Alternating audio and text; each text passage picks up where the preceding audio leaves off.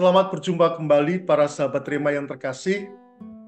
Hari ini Kamis tanggal 4 April 2024. Kita berada di dalam Kamis pada Oktav Paskah. Renungan kita hari ini akan kita ambil dari Injil Lukas bab 24 ayat 35 sampai dengan ayat 48. Dan tema renungan kita adalah diutus menjadi saksi kebangkitan. Sahabat Rema yang terkasih, kematian dan kebangkitan Yesus bukanlah isapan jempol atau karangan murid-murid Yesus. Mengapa ini saya sampaikan? Karena masih ada saja orang Kristiani yang meragukan kematian Tuhan Yesus dan kebangkitannya. Peristiwa kematian Yesus disalib dan kebangkitan Tuhan kita Yesus Kristus bukanlah hanya fakta teologis yang dapat kita temukan di dalam kitab suci kita, tetapi juga adalah fakta sejarah, karena sejarah mencatat peristiwa itu. Sejarah Yesus wafat di kayu salib itu ditulis oleh sejarawan dan politisi Romawi yang bernama Cornelius Tacitus. Ditulis pula oleh sejarawan Yahudi yang bernama Flavius Josephus, dan dapat juga kita lihat di dalam catatan-catatan rabbinik orang-orang Yahudi. Mereka bukan orang Kristiani, tetapi mereka membukukan dan mencatat sejarah itu. Saya hanya mau menegaskan bahwa Yesus itu sungguh-sungguh mati disalib pada masa Pontius Pilatus. Itu bukan orang lain, itu sungguh Yesus. Dan Yesus sungguh-sungguh mati dan bukan pura-pura mati. Selain itu, Flavius Josephus, yaitu sejarawan Yahudi, juga berbicara tentang indikasi kebangkitan Yesus, bahwa Yesus bangkit pada hari ketiga dan para murid tetap setia dan tidak meninggalkan dia. Dan dia mengatakan mungkin dia itu adalah Mesias. Ini data sejarah. Selain data sejarah, kita juga menemukan di dalam kitab suci kita, dalam berbagai Injil kita menemukan makam kosong, yang membuat kita tidak dapat menyimpulkan bahwa makam kosong itu karena jenazah Yesus dicuri, atau Yesus tidak mati, tetapi Yesus sungguh-sungguh mati dan bangkit.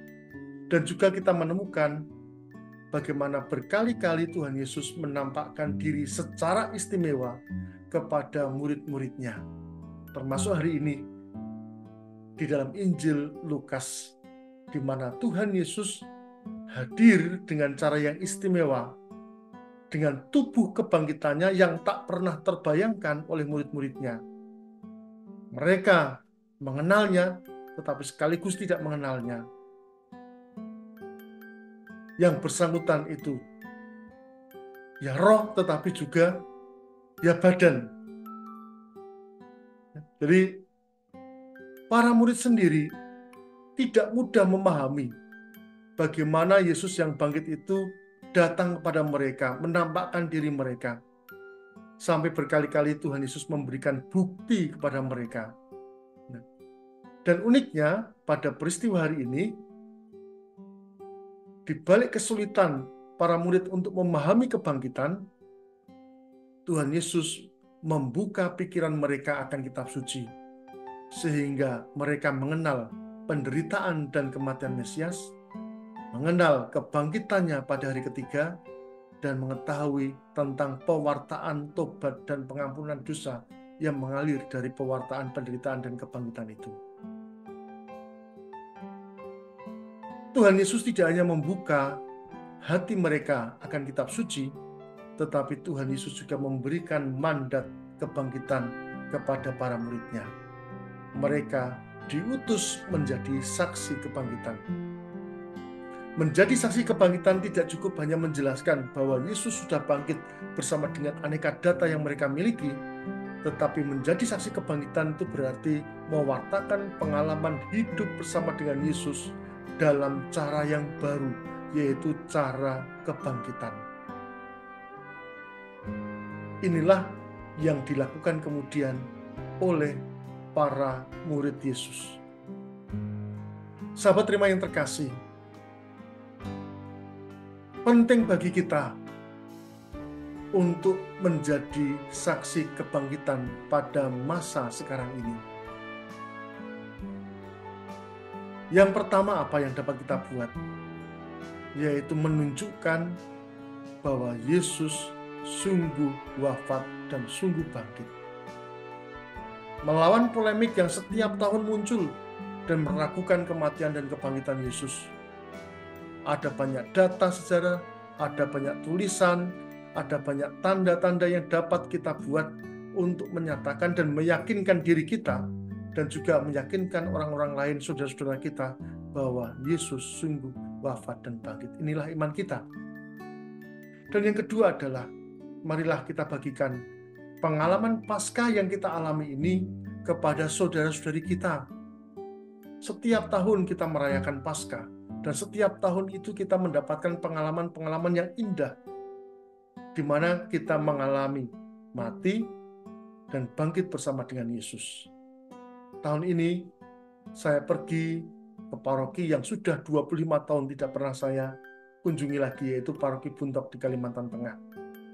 Berjumpa dengan saudara-saudara, dengan sahabat-sahabat setelah 25 tahun, dan sekaligus ikut merenungkan penderitaan dan wafat kebangkitan Kristus dengan cara yang sangat berbeda. Ada banyak makna, ada banyak sukacita, banyak nilai yang dapat dipetik. Nah, inilah yang kita bagikan. Inilah yang kita sampaikan kepada rekan-rekan kita, keluarga kita, sanak saudara kita. Karena Tuhan Yesus bukan hanya dahulu, tetapi Tuhan Yesus juga sekarang ini bangkit di dalam pengalaman iman kita. Rekan-rekan terkasih, jadilah saksi kebangkitan untuk saudara-saudara kita pada masa sekarang. Semoga Tuhan memberkati keluarga kita, Bapa, Putra, dan Roh Kudus. Amin. Keluarga kudus, Yesus, Maria, dan Yusuf, doakanlah kami. Amin.